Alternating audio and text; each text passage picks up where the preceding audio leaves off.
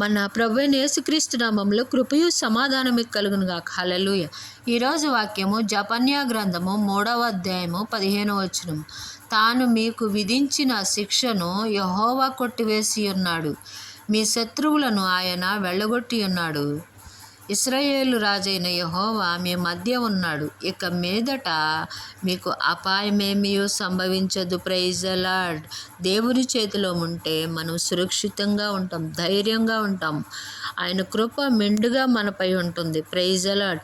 ఆయన మాట వింటూ, ఆయన కృపలో, ఆయన అడుగు జాడలు నడుచుకుంటూ, ఆయన చెప్పు చేతల్లో మనం ఉంటే ప్రతి ఈవిని దేవుడు మనకు అనుగ్రహిస్తాడు. ఆయన ప్రతి స్వాస్యాన్ని మనకిస్తానని దేవుడు చెప్తున్నాడు. అందుకని దేవుని స్వాస్యాన్ని మనం పొందుకుంటూ, ఆయన కృపలో ముందుకు సాగుతూ, ఆయన సన్నిధానంలో నిలిచి ఉండి, ప్రతి విషయంలో దేవునిపై ఆనుకుంటూ, ఆయన కృపలో మనము వర్ధిల్లుతూ ఏ శత్రువు మన ఎదుట జయాన్ని పొందాడు. Praise the Lord. హల్లెలూయా. అట్టి కృప దేవుడు మనకు అనుగ్రహించును గాక. ఆమేన్.